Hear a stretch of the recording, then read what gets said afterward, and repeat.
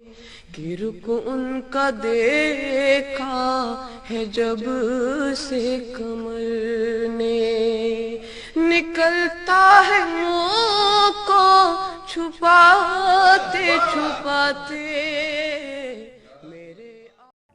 حضرت مصعب بن عمیر رضی اللہ تعالیٰ عنہ، آپ کی کنیت ابو عبداللہ تھی اور آپ کا شمار شروع میں اسلام لانے والے صحابہ میں ہوتا تھا۔ آپ نے اس وقت اسلام قبول کیا جب رسول اللہ صلی اللہ علیہ وسلم دار ارقم میں قیام پذیر تھے۔ شروع میں آپ نے اپنے اسلام کو قبول کرنے کے بعد اپنی والدہ اور اپنے خاندان والوں کے خوف سے چھپا رکھا تھا۔ چھپ چھپ کر رسول اللہ صلی اللہ علیہ وسلم سے ملتے تھے۔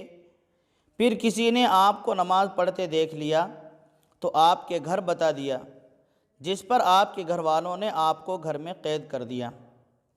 حبشے کی طرف ہجرت کرنے والوں میں آپ بھی شامل تھے۔ حبشے سے واپس آنے کے بعد رسول اللہ صلی اللہ علیہ وسلم کے ارشاد کے مطابق اہل مدینہ کو قرآن اور دین کی تعلیم دینے کے لیے مدینہ چلے آئے۔ مدینے میں آپ کو معلم قرآن کہا جاتا تھا۔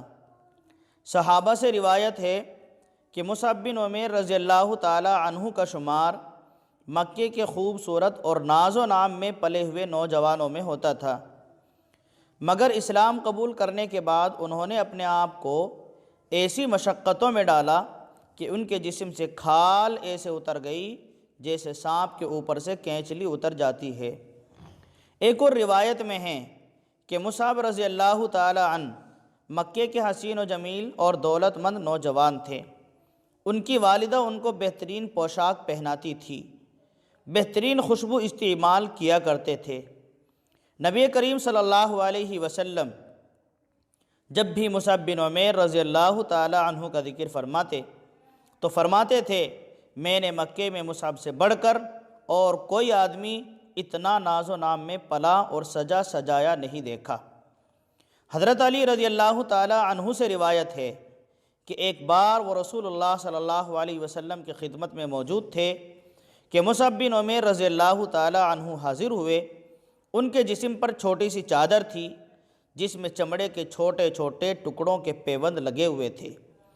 جب حضور صلی اللہ علیہ وسلم نے آپ کی موجودہ حالت دیکھی تو آپ کو گزشتہ حالت یاد آ گئی، اور گزشتہ حالت یاد کر کے آپ صلی اللہ علیہ وسلم رو پڑے۔ آپ کی آنکھوں میں آنسو آ گئے۔ پھر آپ صلی اللہ علیہ وسلم نے فرمایا، تم ایسے شخص کے بارے میں کیا کہو گے جو صبح کے وقت میں کپڑوں کا ایک جوڑا زیبتن کرتا ہے اور شام کو دوسرا، اس کے آگے ایک پیالہ رکھا جاتا ہے، پھر دوسرا۔ تم اپنے گھر پر یوں غلاف چڑھاتے تھے جیسے کعبے پر غلاف چڑھایا جاتا ہے۔ حاضرین نے جواب دیا، یا رسول اللہ صلی اللہ علیہ وسلم، ہمارے موجودہ حالات ان حالات سے کئی لحاظ سے بہتر ہیں۔ اب ہمیں عبادت کے لیے کافی وقت مل جاتا ہے، ہم کئی الجھنوں سے بچے ہوئے ہیں۔ رسول اللہ صلی اللہ علیہ وسلم نے فرمایا، بلا شبہ تم لوگ اب بہتر حالت میں ہو۔ حضرت مصعب بن عمیر رضی اللہ تعالیٰ عنہ غزوہ بدر اور احد میں شامل ہوئے۔ احد کے میدان میں رسول اللہ صلی اللہ علیہ وسلم کا علم آپ کے ہاتھوں میں تھا۔ آپ ابن قمیہ کے ہاتھوں شہید ہوئے۔ شہادت کے وقت آپ کی عمر 40 سال کے قریب تھی۔ روایات میں آتا ہے کہ حضرت مصعب بن عمیر رضی اللہ تعالی عنہ کا ترکہ صرف ایک چادر تھی، اور چادر کی حالت یہ تھی کہ شہادت کے بعد جب اس چادر سے سر ڈھانپتے تو پاؤں کھل جاتے تھے، اور جب پاؤں ڈھانپتے تو سر کھل جاتا تھا۔ یہ حالت دیکھ کر رسول اللہ صلی اللہ علیہ وسلم نے فرمایا کہ ان کا سر چادر سے ڈھانپ دو اور پاؤں پر گھاس ڈال دو۔ آپ رضی اللہ تعالی عنہ نے اپنے پیچھے صرف ایک بیٹی جن کا نام زینب تھا چھوڑی۔ یہ حضرت مصعب بن عمیر رضی اللہ تعالی عنہ وہ صحابی ہیں جنہوں نے اسلام کی خاطر بڑی مشقتیں برداشت کی ہیں، یہاں تک کہ ان کا سارا ناز و نام جاتا رہا، ان کی ساری خوشحالی جاتی رہی، ساری دولتیں ان کی چھن گئی، اور آخر میں اس حال میں ان کا انتقال ہوا کہ ان کے پاس صرف ایک چادر تھی جو ان کے کفن کے لیے بھی کافی نہیں تھی۔